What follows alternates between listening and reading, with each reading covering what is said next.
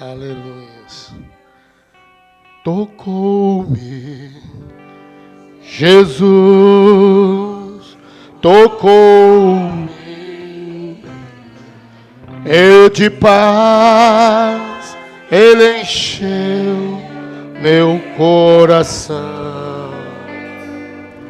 Mas quando o Senhor Jesus me tocou, livrou-me da escravidão. Um dia nós fomos algemados, porém desvencilhou a algema. Ele quebrou as correntes do pecado. Um grande shalom de Deus no coração de todos vocês. Deus continua abençoando. Os irmãos da live, um grande shalom de Deus. Queridos, ainda em pé, abre as vossas Bíblias. Eu estou aqui com uma pequena mensagem. Eu vou tentar dar esse ensinamento. Eu quero perdurar isso nos nossos corações. Eu quero dizer outra coisa, tá? Me perdoa. Os irmãos que nos visitam, Deus abençoe. Uma honra tê-los. Eu ouvi ali do escritório, tá? Quero que... Ontem eu cheguei do culto de Santa Luzia e algumas provas de fogo a gente tem passado também, né? Essa virada de tempo, a garganta, quem usa bastante, né? A gente prega várias vezes na semana. E eu estava tomando um xarope que eu comprei para tomar à noite somente. Porque se tomar de dia, se desmonta. Se desmonta. É a mesma coisa tomar uma marretada na cabeça. Então eu tomo à noite, né? Eu fico pensando como eu consigo acordar para orar de madrugada. Eu estava comentando aqui com o Elvis, não sei se o irmão Elvis está aqui. O irmão Elvis estava aqui. É verdade, não é? Aí o filho e tudo, e estava lá, o Credinaldo, não está aqui hoje, a família dele não está presente. Mas aí eu acabei falando algumas palavras ríspidas para o meu filho. Ele falou, pai, o senhor não deve tomar isso. Eu falei, quem que vai trabalhar no meu lugar então, caramba? Aleluia, quem que vai pregar? Tem que tomar então. Mas eu quero que, né, meu filho me perdoe, eu estava com a cabeça quente, né? E falei algumas palavras ríspidas. Mas está bom. É importante você reconhecer o seu erro. O erro é humano, reconhecer a virtude. Amém? Quero falar um pouquinho em cima de oferecendo um sacrifício a Deus. Quero pegar o tópico primeiro em Gênesis, capítulo 4, do livro de Gênesis.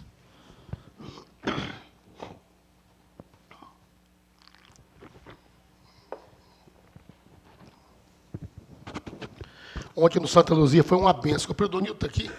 Nossa, pensa nisso, é muito Predonildo. Não teve frio que segurou nós lá, hein? A irmã Isabel, a irmã Lindalva. Cadê a irmã Eunice? Ô, glória. Amém. Foi uma benção de Deus, né? Louvado seja Deus. Terça-feira vamos estar lá de novo. Toda terça e todo sábado. E ali no Itamaracá, amanhã tem culto de oração, né, evangelista?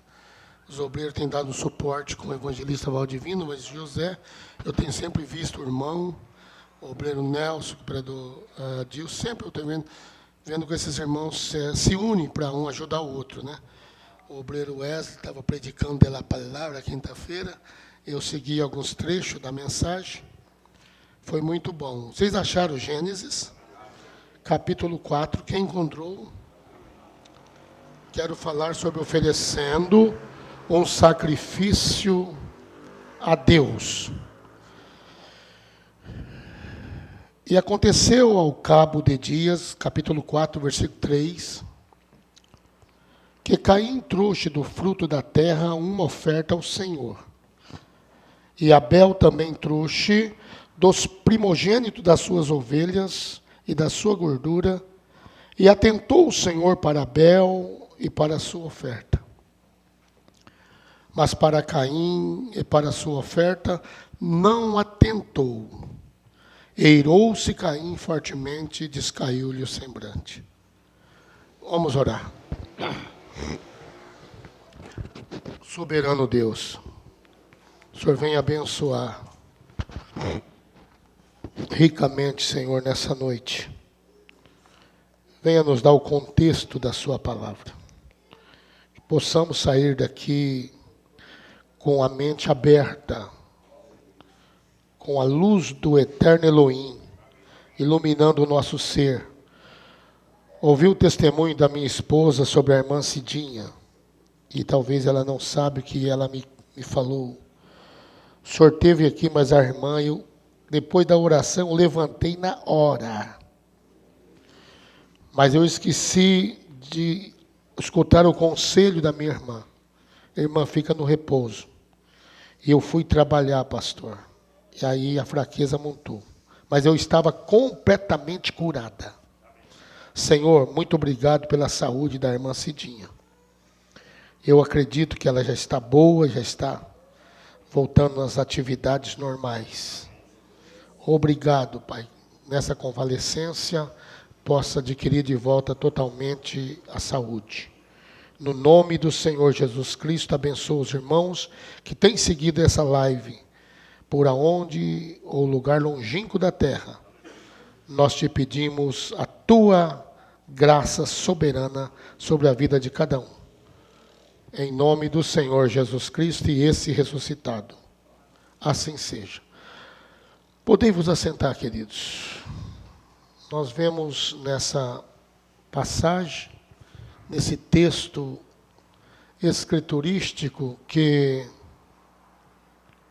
esses dois homens foram oferecer um sacrifício.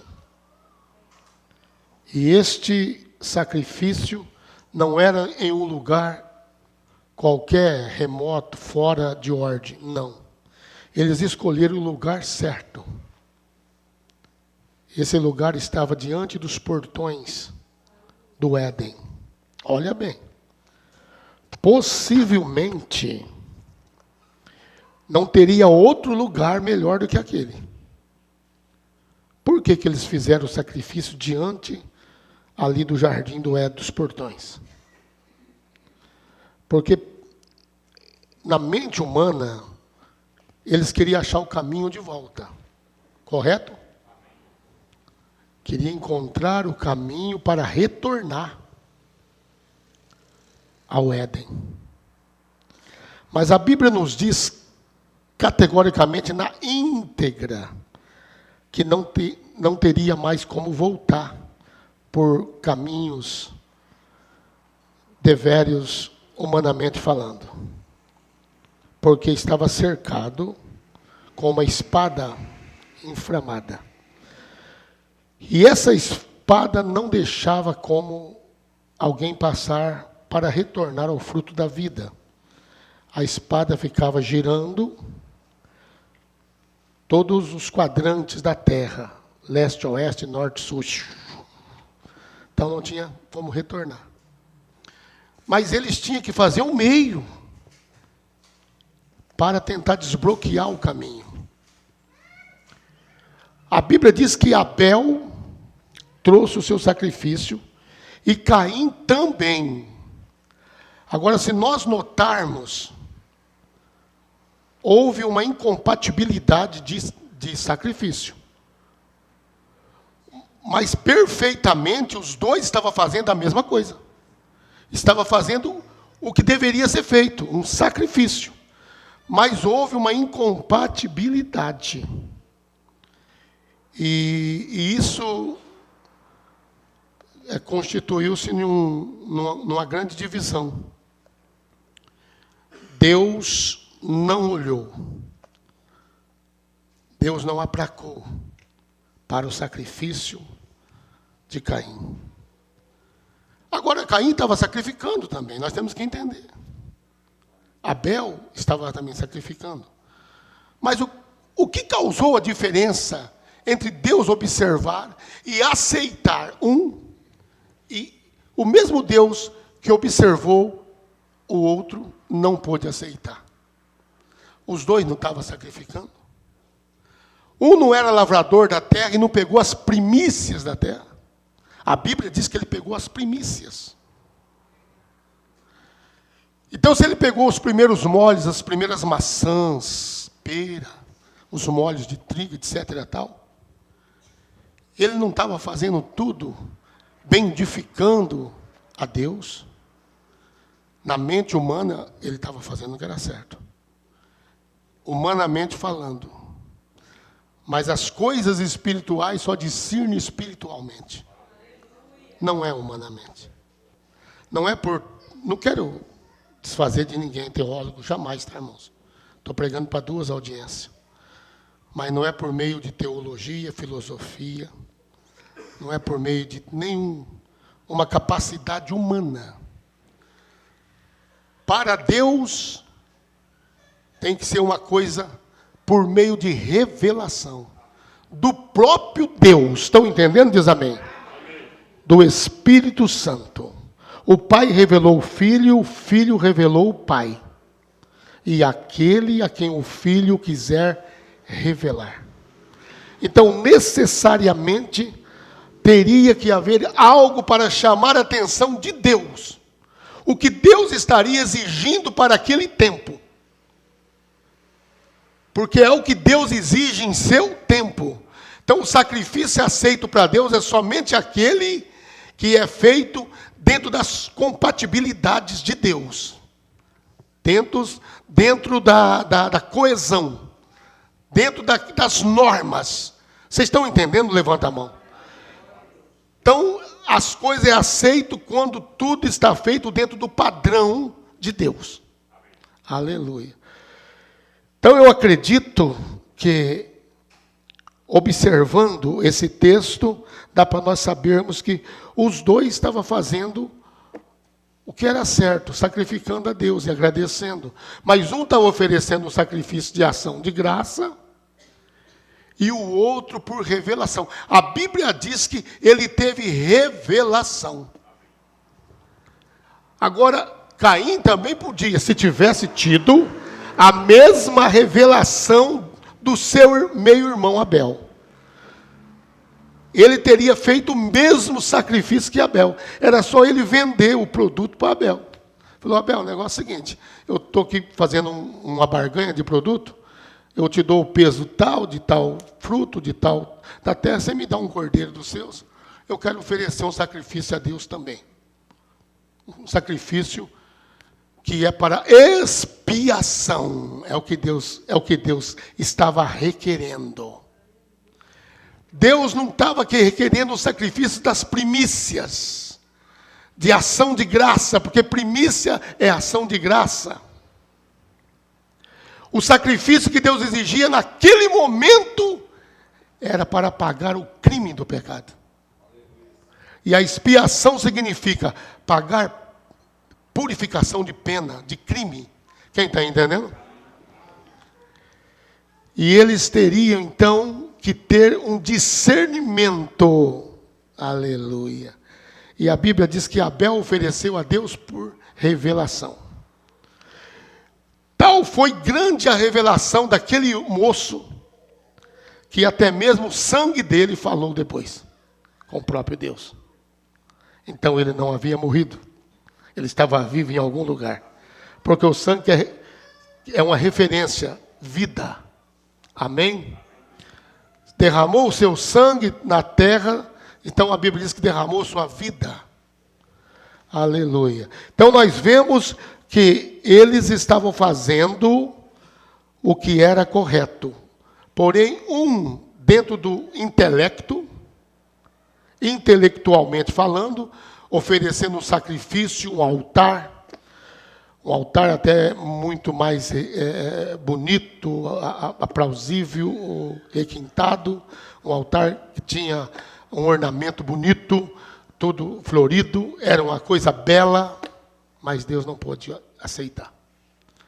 O altar de Caim, como nós sabemos, não era nada amistoso, era até muito hostil e inamistoso, porque era um sacrifício de sangue.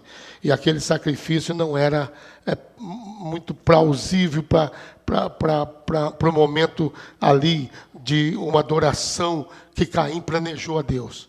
Porque perto do altar de Caim tinha um mau cheiro de sangue. Então parece que estava tendo uma incompatibilidade no oferecimento. Vocês estão entendendo? Há uma divergência grande entre a mente religiosa e a mente espiritual. Eu vou repetir, há uma diferença grande, eu vou entrar no campo daqui a pouco. Claro que eu vou virar o prisma e mostrar nos tempos contemporâneos nossos.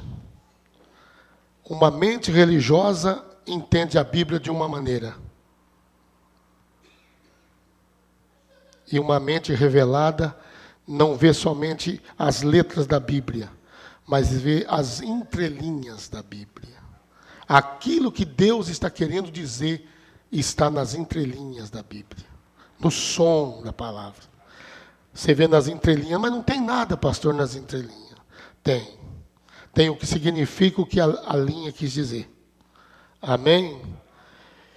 Então é o que Deus está exigindo hoje, é uma adoração que traz a total revelação do sacrifício que Abel fez no Jardim do Éden. Abel sacrificou o quê? Um cordeiro. Amém? Se vocês descerem nas festas anuais, em Levítico, vocês vão entender o que eu estou pregando. Eles tinham as festas todo ano. E essas festas tinham 3 maiores, né? E uma delas era a expiação. Mas as 7 festas que eles tinham, como a de pão asma, as festas solenes, aí as primícias e as festas dos tabernáculos. Vocês estão entendendo, meus amados? Olha, abrem em Levítico 1, capítulo 16. Vocês vão ver no versículo 3 o que Abel usou. Depois vocês vão para o versículo, capítulo 23, versículo 27. Mas vamos aqui. 16, 3. Com isto Arão entrará no santuário com um novilho para expiação do pecado. Olha bem. Olha a revelação que Abel teve. Abel teve uma revelação que eles só saíram do Jardim do Éden por causa do pecado. E agora, que pecado? Um cordeiro para o holocausto. Vamos parar aqui. Vamos voltar para Levítico, capítulo 23. 23 de Levítico. Olha como a revelação é tremenda. O que acontece quando você é um cristão revelado. Amém? Versículo 27. Essa aqui é a festa da expiação. Tem pessoas oferecendo grande sacrifício a Deus, porém fora de tempo. Em outras palavras, fora de moda. Não está na moda de Deus. Grandes sacrifícios têm sido feitos, grandes holocaustos, mas porém fora do seu tempo. O que Deus estava exigindo, olha aqui no versículo 27. Mas aos 10 dias deste 7º mês será o dia da expiação. Tereis santa convocação e afligireis as vossas almas. Tinha que afligir as almas, ali a vida, e oferecereis oferta queimada. Então o sacrifício era debaixo do quê? Era afligido as almas, as pessoas sentiam aquele sofrimento, era afligido, as pessoas jejuavam, tinha depois a libação também, depois, no final do 7º dia, havia uma libação, aonde eles podiam beber, ingerir, e alegrar um pouco na presença de Deus, libar, beber, libar, estão entendendo? Diz amém. Então, mas nesse momento aqui dessa festa, eles teriam que trazer sobre si aquele mal, aquele pecado, aquele sofrimento que houve lá em Israel.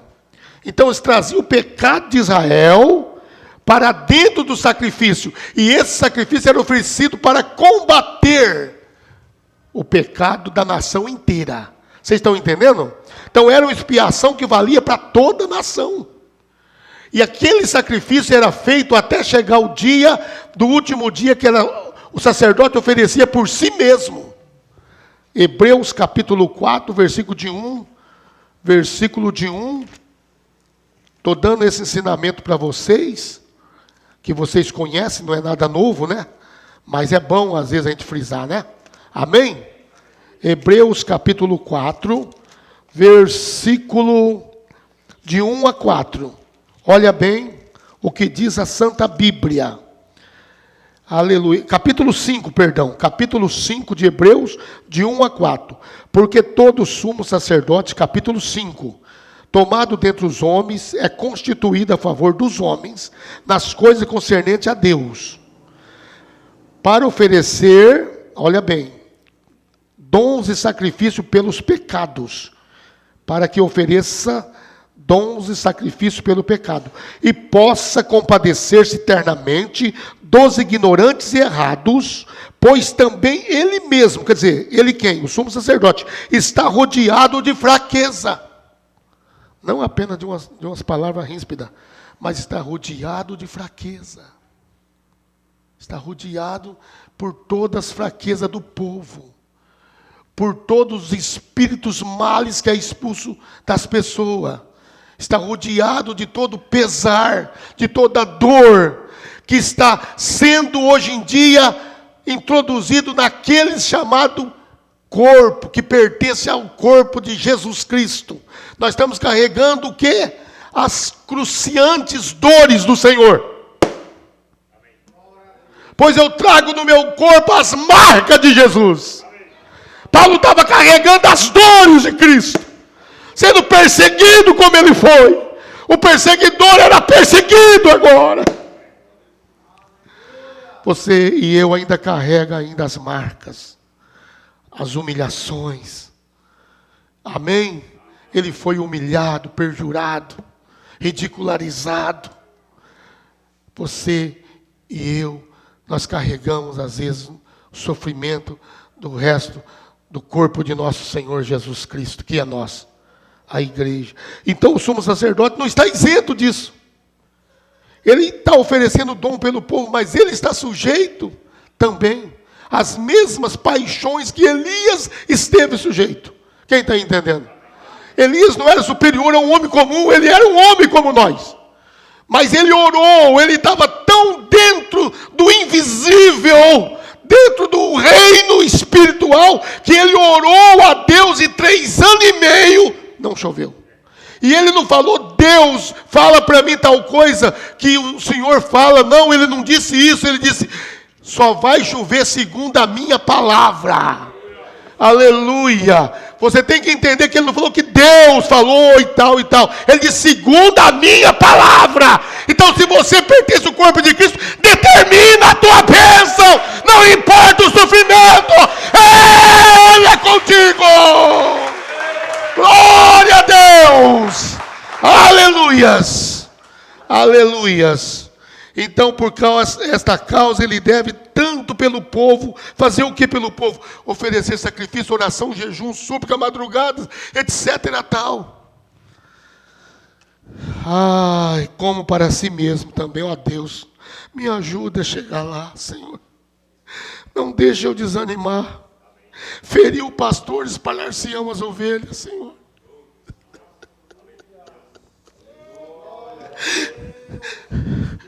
Ajuda-me, ajuda-me, Senhor. Ajuda-me, Senhor. Ninguém toma para si essa honra, senão aquele que é chamado por Deus. Como Arão foi. Oh, meus amados. Aleluia. Abel agora tomando essa posição, ele tinha a revelação. Amém? E a revelação do que tinha acontecido lá dentro. Aleluia. E ele ofereceu a Deus. E é tão importante esse assunto aqui. Se você voltar à Bíblia em Gênesis, você vai perceber uma coisa, que Deus não atentou para o que Abel fez primeiro. A Bíblia diz que primeiro Deus atentou para Abel. Não foi para os bens dele. Quem está entendendo? A denominação, me perdoa a expressão, trocou o carro. Não é os bois que puxam o carro, é o carro que está puxando o boi, como acontece hoje na era moderna.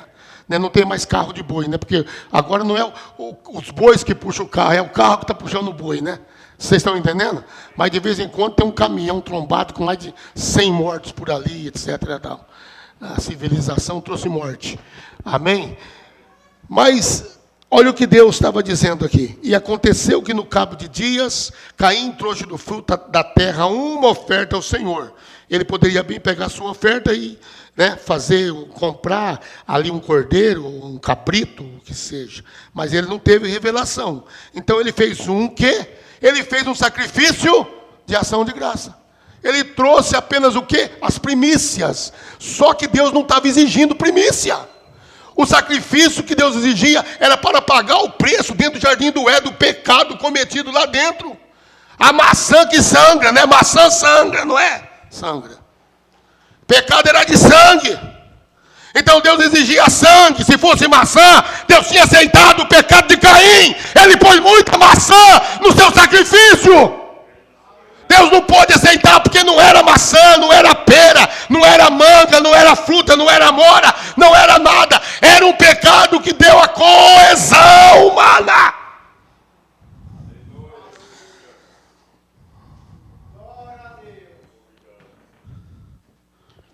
E o pecado exigia o preço.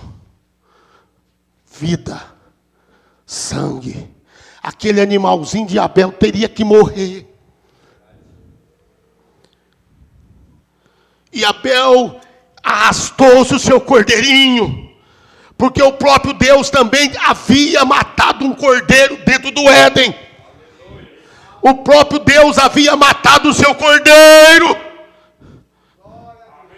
Porque a justiça matou o amor, mas o amor é maior do que a justiça do próprio Deus. O amor ressuscitou Jesus Cristo. Deus amou o mundo de tal maneira que deu seu Filho único, para que todo aquele que nele crê não pereça, mas tenha a vida eterna. Aleluias. Aleluias. Deus havia matado o seu cordeiro. Aleluias. Agora Abel teve revelação. Conta-se o meu pai Abel, o meu pai Adão, que um dia nós estávamos ali no Éden, eles, né? Nós estávamos em seus lombos e nós tivemos que sair de lá.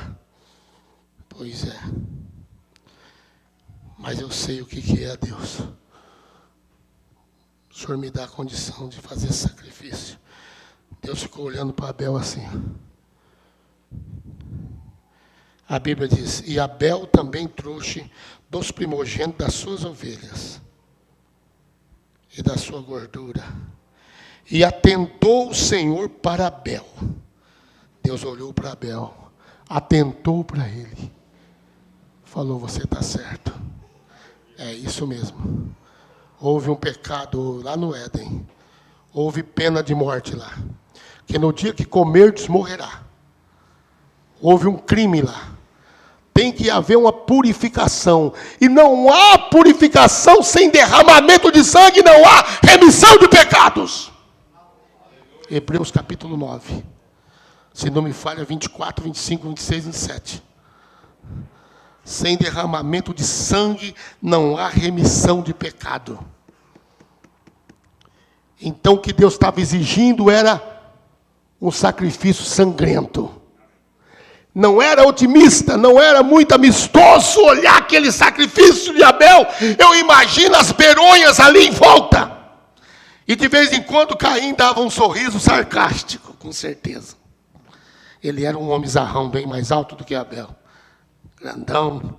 Ele olhava por cima assim. Coitado desse meu irmão aí. Deus não vai nem olhar para isso. A sujeira desse trem. Você sabe que onde tem sangue tem formiga. A formigueira já começou a vir já. Lava pé, tudo. O pastor estava falando das formigas, eu achei importante isso. Uma formiguinha não faz nada. Mas quando vem um monte de formiguinha, levanta até um cadáver do lugar. Correto? Estão entendendo? E aquele monte de formiga veio para arrastar o cordeiro de Abel, as beronhas, e veio tudo. E Caim olhou de novo, e dobrou o joelho e disse, oh Deus, que pena do meu irmão. Como tu vai olhar para isso? Esse povo parece que não vai para frente.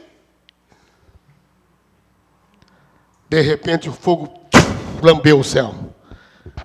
Apontou lá em cima. Eu já contei para vocês várias vezes, mas isso aqui é tremendo demais. Eu desci do monte certa feita, Obreira de Mar. Às 3 da madrugada, quase 3 horas, desci do monte. 3 horas eu estava em casa já. Quando eu abri a porta da casa, eu falei, amor, dá uma olhada na parede. Tinha uma espada desse tamanho andando. Você queira acreditar sim ou não. Eu sei que é verdade. E ela saiu numa foto que nós temos aí em nenhuma foto, que nós foi fazer um batismo, a espadona caiu no chão. Está na foto. Como nós tem ali, tem lá na galeria, um monte de sobrenatural. E um monte de foto guardada.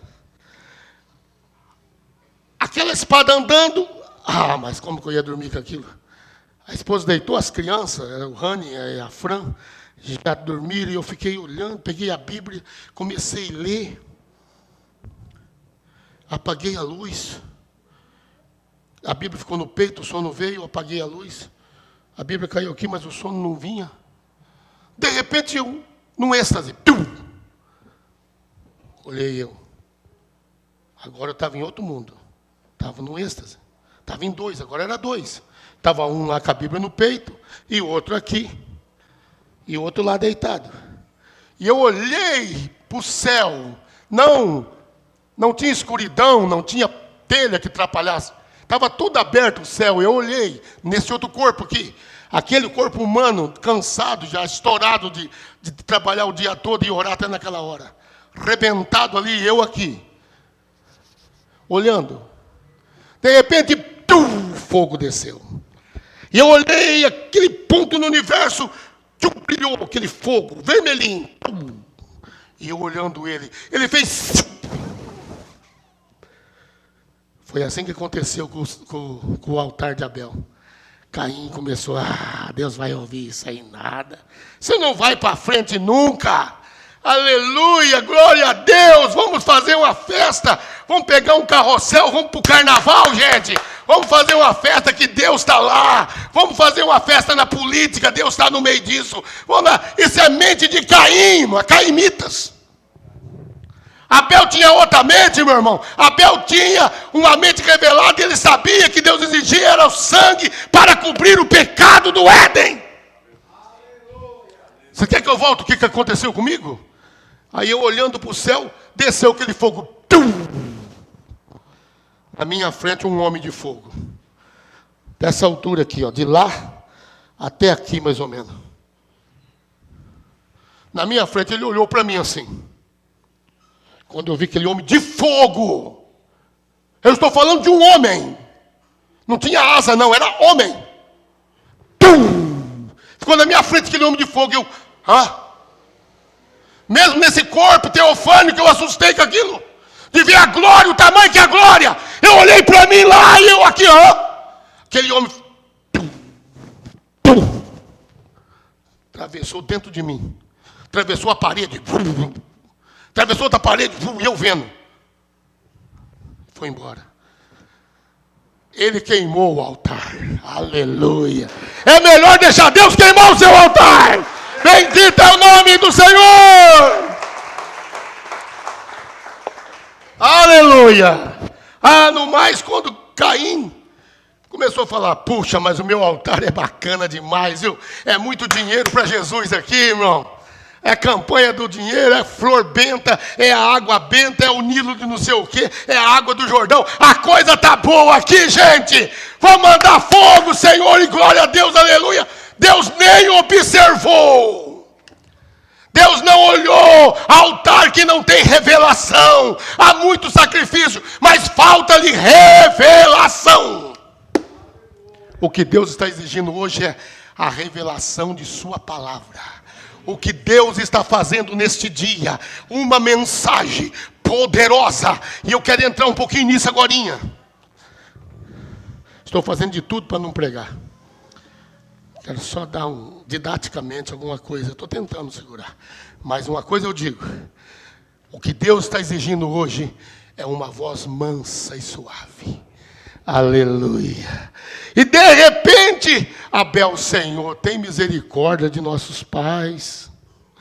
Tem misericórdia da nossa prole, Senhor.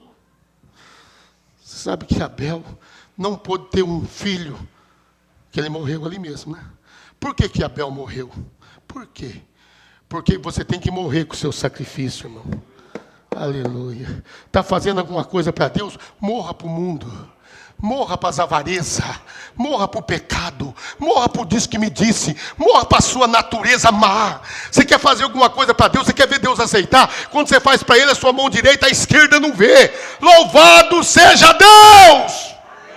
Faça uma coisa de verdade e morra para tudo. Abel morreu com o seu sacrifício. Mas a Bíblia diz, no capítulo, em Hebreus, se não me falha, capítulo 6, 7, por ali.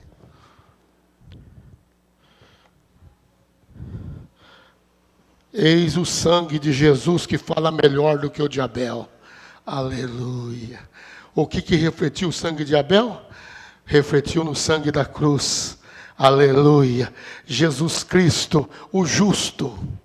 Amém. Sem nenhuma mancha. Sem nenhuma mácula. Sem nenhum defeito. Morreu sendo o maior pecador do mundo. Sem ter nada. Nenhuma palavra avuçada saiu da sua boca. Nenhuma palavra com qualquer tipo de ironia saiu da sua boca. Aleluia. Ele sempre falava com segurança. Aleluia. Eu não consegui ver na Bíblia Jesus dando risada, irmão. Eu já procurei isso, não achei até hoje. Jesus não era um homem muito extrovertido. Ele não era, ele era muito calado. Eu tentei procurar, já procurei. De vez em quando você vê que ele tinha humor, né? De vez em quando ele falava alguma coisa que dá para entender que era um humor. Que lá. Tal coisa. Como ele disse para Pedro, depois para aquela mulher do poço. Ele é bem humorado, nosso Deus. Amém? É bom você encontrar ele no seu bom humor. É melhor do que você ir a esse Deus. Amém? Ele é o nosso advogado. Aleluia. Aleluias. Glória a Deus. Eu gosto de conversar com o Senhor na madrugada. Mesmo eu tomando o meu xaropinho ainda, vou tomar até melhorar, mas parece que é uma tijolada na cabeça. Eu também só tomo à noite, irmão. Até voltar normal a situação aqui dentro de mim. Aí você vê, para você entender, quero entrar numa área aqui, que quando o Senhor atentou para Abel, escute bem, Ele atentou também para a sua oferta. Aleluia. Isso não deixa você exuberante, não deixa você exultante, alegre, como exulta a minha alma, Senhor, não exulta, você não se sente satisfeito de saber que Deus primeiro atenta para você, para a sua maneira de ser, sua maneira de viver, sua maneira de servir a Ele, depois que Ele vai atentar para o que é seu, você faz para Ele, porque é o inverso no sistema, né? Lá no sistema você é salvo para você dar o dízimo para ser salvo. Você dá uma oferta grande, vende um apartamento, dá tudo na igreja para ser salvo. Vende uma fazenda, dá quase a metade ou tudo, para ser salvo. É assim que é instruído. Mas Deus é o contrário. Ele te salva primeiro e depois você tem obra de salvo. É o contrário. Quem está entendendo diz amém. Ele não quer o que é seu, ele quer você. Aleluia, é você que ele quer. Oh, glória a Deus, aleluia. E depois do que interessa é para nós ser bem edificado. Então nós fazemos essas coisas, ofertamos, dizimamos, não é para Deus. Deus não precisa. Nós fazemos isso para nós mesmo. Para nós ser abençoado. É forma de gratidão. Estamos agradecendo o nosso Deus, o que Ele tem feito por nós. Então nós não temos outra maneira de agradecer, a não ser servi-lo, dizimar, ofertar, fazer algo, tentar fazer alguma coisa para Ele. Oh, glória a Deus, não chegar com a mão vazia lá. Amém. Amém. Um dia Elias, o grande profeta do deserto, estava diante de um quadro terrível para nós encerrarmos. Ele tinha feito um sacrifício muito grande lá no Monte Carmelo. O que ele havia sacrificado a Deus? Os altares de Deus estavam tudo quebrado, não tinha mais encanto nenhum. Chegou no Monte Carmelo, onde os profetas oravam. Estava tudo morto os profetas de Deus. Vocês sabem que Elias falou para Deus, mataram Deus profeta, só eu fiquei. Deus falou, calma Elias, calma. Eu ainda reservei 7.000 ali, ó.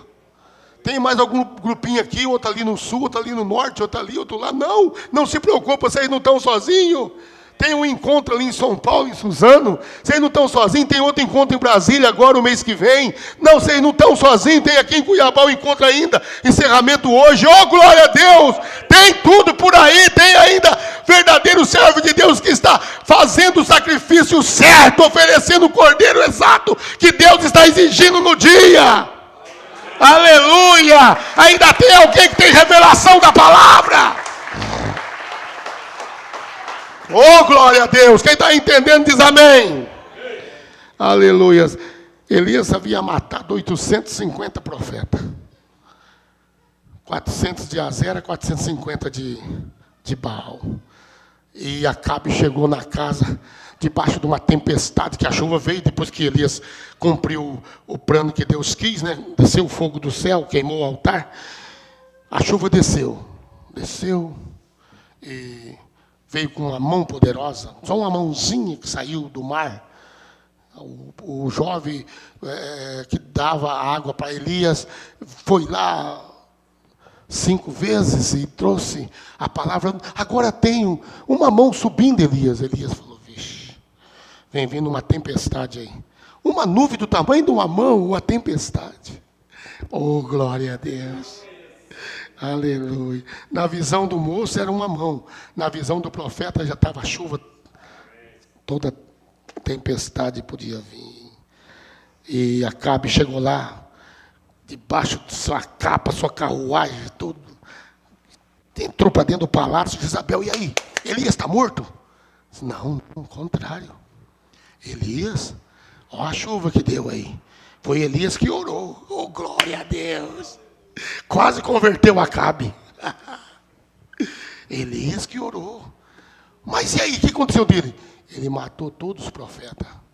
Não sobrou um vivo. Oh, glória a Deus, aleluia. Lançai as mãos dos falsos profetas e matai os soldados do rei. Glória a Deus. Elias não deixa escapar um. Aleluia. Acabe, vai embora, senão a chuva não deixa você chegar lá no seu palácio. Corre, Acabe, corre.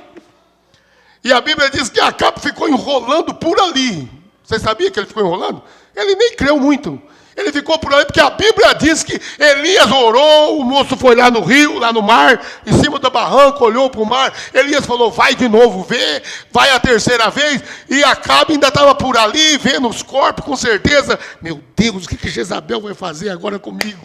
Estou ferrado. Por que a Bíblia diz que Acabe ainda estava por ali? Porque a Bíblia diz que quando começou a chuva, Elias pegou carona na biga de Acabe. Então Acabe ainda estava por ali ainda. Acabe, o seu mordomo, eu esqueci o nome dele, um grande servo de Deus que defendeu 100 profetas numa caverna, dando pão e água. Eu esqueci o nome daquele servo. Aí vai, Agora Elias, jurado por Jezabel, tu vai morrer, Elias. Tu vai morrer. Manda o mensageiro correndo e avisa Elias. O mensageiro foi. Jezabel falou que amanhã você está acabado. Você está morto. Amanheceu o dia. Elias foi para o deserto. Um homem cheio da unção de Deus, que foi capaz de produzir um Pentecoste tão grande no Monte Carmelo, que nunca houve outro igual. Agora a unção sai dele e ele corre de uma mulher. Quando a unção está sobre você, não tem doença, não tem enfermidade, não tem nada. Não tem cerca, não tem mar. O mar se abre, o Jordão sai da frente. Amém. Aleluia. Você não pensa em desemprego, não pensa em conta para pagar, não pensa em nada. Você está sob a unção. Tudo para você é resolvido. Mas se você sai da unção, você cai na real. Deus do céu. Vai para casa triste, aborrecido. Não deixe isso acontecer com você. Saia do pé de zimbro, Elias. Saia do pé de zimbro. Aleluia. A Bíblia diz que Elias, à 9ª hora, ele tinha andado 9 horas sem parar no Obreira de Mar. E depois de andar 9 horas, ele deitou debaixo do pé de zimbro. A Bíblia diz que ele deitou. Deitou, esparramou lá. O profeta de Deus para essa era disse: uma reunião no céu. Calma aí. Vocês estão vendo lá meu servo? Os anjos falaram, abriu uma janela no céu. Aham. Quem que tem a mão bem macia? Eu não vi de vocês. Aí o anjo padeiro falou: eu tenho. Mexo com pão. Sério? Você não lembra lá no deserto? Eu que preparava os maná e mandava para eles. Amém? Porque a comida era comida de anjo. Amém? Aí o Senhor falou: prepara um pão para Elias. Quem mexe com o poço da água da vida? Aí eu, Senhor. Você pega uma esqueci o nome, botija. Traz uma botija aí de água. Amém. Desce lá embaixo. Aí foi padeiro, chegou, anjo, com a mão macia. Elias dormindo. Ele ainda tomou cuidado para não machucar Elias. Acorda, Elias. Acorda. Come esse pão. O anjo da água falou: toma água. Toma, Elias. Um Deus que ordena corvo cuidar do seu servo. O que ele pode fazer por mim e por você, irmão? Oh, glória a Deus, aleluia! Oh, Deus poderoso! Um Deus que envia corvo para cuidar do seu povo. O que ele fará por você, por seus filhinhos, se você crer e ficar de trás da palavra. Eu estou falando atrás da palavra. Aleluias. Fique atrás da palavra. Essa igreja tem que ficar atrás da palavra. Tem que ficar na mensagem do Espírito Santo. Não crê em blá blá blá. E diz que me disse. Aleluia. Elias comeu e bebeu a água da botija. E deitou e dormiu de novo. O anjo, com a mão macia, disse: Elias, acorda. Come de novo. Bebe esta água, disse o anjo do poço da vida. Bebe, Elias, da botija, porque muito grande vai ser a sua caminhada. Com a força daquela comida, com a força daquela água, ele andou 40 dias. Ele não parou a noite para dormir. A força era tanto daquele alimento, o nutriente era tão forte, que ele andou 40 noites. 40 dias e 40 noites, 40 dias e 40 noites, não dormiu, não comeu, não descansou, não dormiu, andou 40 dias e 40 noites. Moisés ficou diante de Deus dia e noite, 40 dias e 40 noites. Jesus Cristo ficou dia e noite, 40 dias e 40 noites. Oh, glória a Deus! Com a força da comida, eu sou o pão que desceu do céu! Oh, glória a Deus! Deus! Aleluias! Aleluias! Quem está entendendo diz amém. Basta você estar fazendo o sacrifício certo. Ofereça o seu sacrifício perfeito a Deus. Serve a Deus com revelação. Serve a Deus com coração puro. Elias entrou na caverna do monte Sinai, que é o mesmo Horebe, né? E entrou lá dentro. Depois de caminhar 40 dias e 40 noites. Aí ele ficou na caverna. Amanheceu o dia. Passou a noite na caverna, Demar. Oh, Deus, às vezes você deita nessa cama tão gostosa que Deus te deu. E ainda você tem coragem de falar, eu queria uma melhor do que essa. Não é nem melhor, é melhor. Quero uma melhor. Uma minhoca. Só se for sopa de minhoca para ser melhor, então. Você quer coisa mole, faz uma sopa de minhoca. Macio, né? Desde agradecer a Deus. Meu sofá não presta, pois luta e compra o seu, então, aí. Aleluia! Seu sofá não presta, sua cama não presta, Deus não está te dando saúde, Deus não está te dando prosperidade, não está abrindo a porta de trabalho, então faça o que é certo, não fica reclamando, vá e batalhe as batalhas que o Senhor já te deu. Amém! Agradeça, é melhor do que ficar reclamando, a reclamação atrasa, o agradecimento abre porta. Aleluias! A murmuração atrasa. Quantos anos eles ficaram murmurando e quanto tempo no deserto? Até morrer todo mundo. Mas quando você agradece, você sai da montanha. Aleluia. Esse monte que eu estou girando. Agradece. Agradece. Jesus agradeceu por 2 peixinhos e 5 pão. Ele podia falar, nossa, mas é pouco, hein? Esse menino só tem isso. Não tem outro menino aí? Ele disse, não basta, daí. Amém. Agradece que a bênção cresce. Aleluia, louvado seja Deus. Amém. Aleluia. Deus está falando contigo? Aleluia. Bendito é o nome do Senhor. Nós vamos encerrar agorinha. Eu acredito que está sendo construtivo. Aleluia. Aí de repente, irmão, veio um tufão, podemos falar assim, uma tempestade de vento. E soprou. A Bíblia diz que começou a fender as rochas. Olha bem, um vento forte, tão forte que batia naquelas montanhas e fendia. Quer dizer, saía lasca, saía pedaço de pedra do vento. Devia ser um vento de uns 300 por hora. Vento poderoso está passando, aleluia, e a língua estranha, é tudo quanto é coisa, é um vento, é um mover do Espírito, e eles pegam coisa da internet e jogam no culto, e pega o nome das pessoas que conhecem ali na internet, e faz uma revelação de mentira, e outros pegam não sei o que, e outros pegam e inventam isso, é a campanha do sal grosso, é a campanha daquilo, é vento, o Senhor não estava no vento. O Senhor não estava naquelas novenas, não estava na vendaval, não estava naquelas campanhas. Ali era dinheiro para Jesus. Deus não estava nisso. Aí veio um grande terremoto. A terra começou a dançar. Os montes começaram a pular. Elias segurou na beira da caverna. E o Senhor segurou a boca da caverna para não desmoronar em cima dele. E o Senhor não estava no terremoto.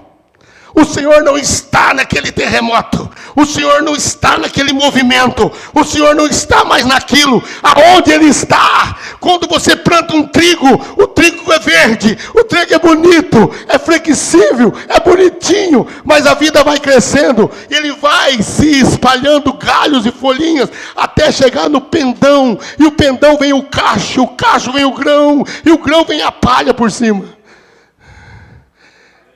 E embaixo começa a secar, porque a vida está subindo, já não está mais no talo. A vida não está mais nas folhas, a vida já está entrando de volta dentro do grão. Deus não está mais na denominação, não está mais em lugar nenhum. Ele está na sua palavra, Ele está no verdadeiro trigo. É na mensagem. E passou-se o terremoto e nada. Deus não estava no terremoto. A Bíblia diz que agora veio um fogo lampante. Veio um fogo lampante, caiu fogo do céu e... Ai, meu Deus. O que aconteceu? Porém, o Senhor não estava no fogo. Capítulo 19 de 1 Reis. Versículo 12. Abre as suas Bíblias em capítulo 19.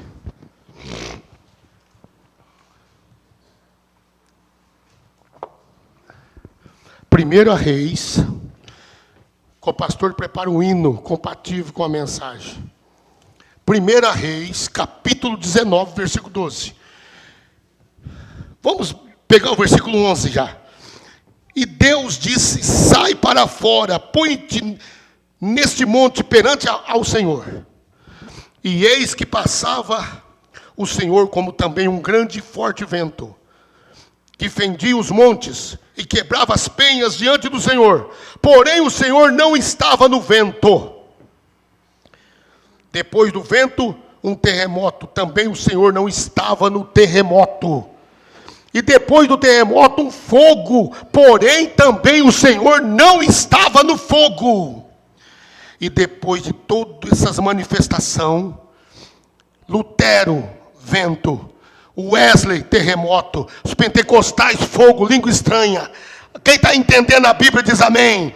Mas aí depois que passou todos esses 3 movimentos, Deus aparece. Olha aqui na minha mão. Olha na minha mão. Deus aparece, é uma voz mansa. Aleluia. Meus pecados era algo que eu também não conseguia deixar. Eu nasci com a natureza de Adão em mim, mas alguém me perdoou. Um dia ali na velha conta a minha conta foi zerada, eu fui livre daquele dia em diante, eu estou muito feliz. Quando um homem pecou, ele cruzou o grande abismo, o abismo que havia entre ele e Deus. Ele se separou de Deus e não havia mais como voltar. Não tinha como, Abel tentou, Caim tentou voltar.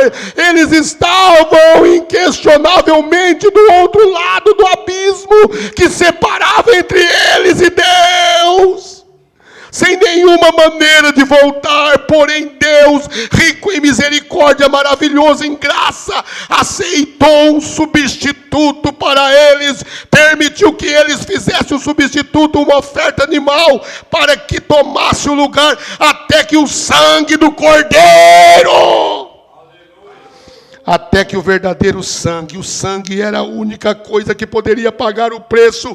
Não havia qualquer outra coisa que pudesse pagar o preço, e nada mais poderia fazê-lo. Na época, nada mais fez desde Adão, nada mais fará depois. O sangue, somente o sangue, aleluia. A primeira decisão de Deus para perdoar o homem é o sangue. O sangue derramado, e Deus não pode tomar a segunda decisão contrária à sua primeira. Se o fizer, então a sua primeira decisão estaria errada. Ele não poderia estar errado e ser Deus. Portanto, ele só tem um caminho, e esse é o caminho do sangue. A sua decisão são perfeitas, eternas, porque ele é Deus, a sua palavra é eterna, as suas decisões, a sua palavra, ele é perfeita, não se pode acrescentar nada a ela e nem tirar nada dela. Eu não sou leitor, irmão, por isso que eu leio assim, tá? Não gosto de ler. Fui enviado para pregar. Mas uma coisa eu digo para você: a decisão é perfeita. Só tem uma base: o sangue. Aleluias. Quem está entendendo diz amém. Agora, Deus não estava, você estava com a Bíblia aberta aqui, e depois do terremoto, um fogo, porém o Senhor não estava no fogo, e depois do fogo, uma voz mansa e delicada: Elias, sai para fora. Uma voz mansa e delicada. Um dia você já ouviu essa voz? Não me tenha por charlatão, não me tenha por doido, por demente. Mas eu já ouvi essa voz falar comigo e eu pensei que era mulher. Eu olhei. Uma voz mansa falou comigo 2 vezes já na vida.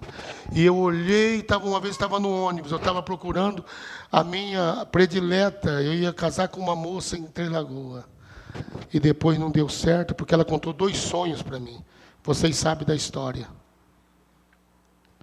E eu montei no ônibus, né? Eu falei para ela, não vou casar com você, filha.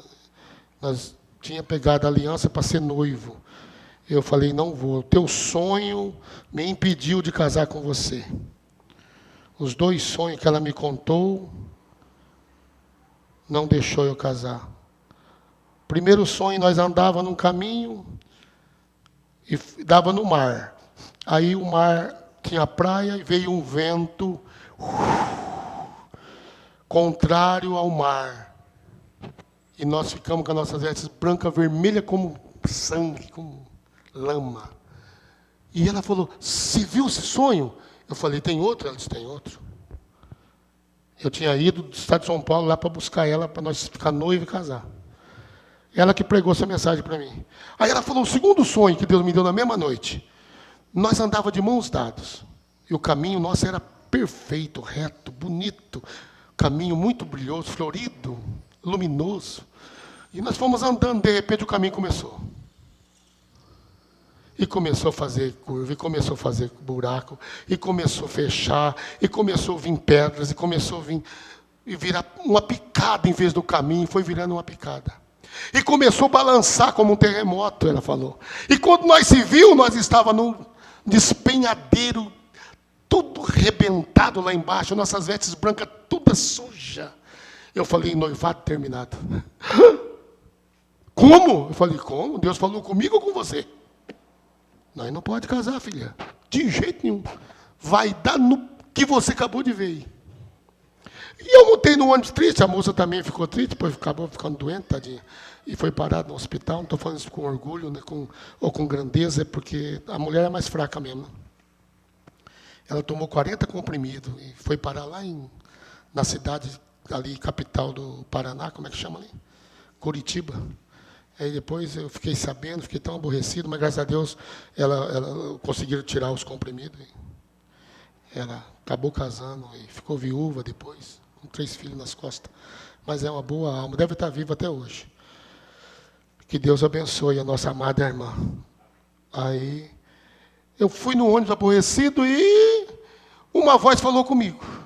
Mansa, do jeito que diz a Bíblia. Eu olhei para ver quem era que estava falando, mas o ônibus só tinha umas 5, 6 pessoas lá na frente, eu estava lá atrás sozinho.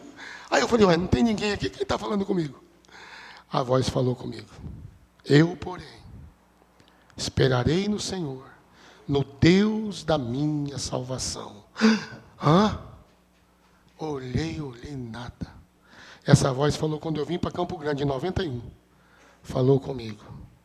Falou, espera, que eu tenho um plano na sua vida. E sabe o que eu pedia? A morte. Eu jejuava dia e noite, entregava, Senhor, não sou mais bonito do que os profetas, do que os seus servos. Se o Senhor é Deus, me dá uma bênção, um prêmio. Tira a minha vida. Um dia Deus enjoou de tanto ver eu jejuando e pedindo para Ele tirar a vida. Ele falou, eu não tiro a sua vida. Com uma voz mansa. Porque eu tenho um plano na sua vida. E eu estava numa favela que tinha aqui. Vocês lembram da favela?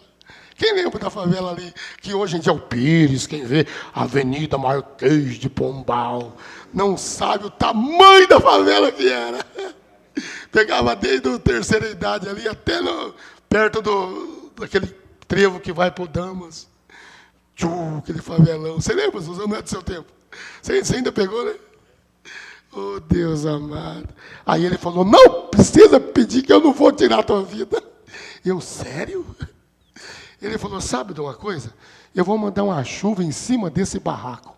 Irmãos, a minha esposa é a única testemunha disso. Querida, o que aconteceu em cima do barraco? Forte, né? Grosso.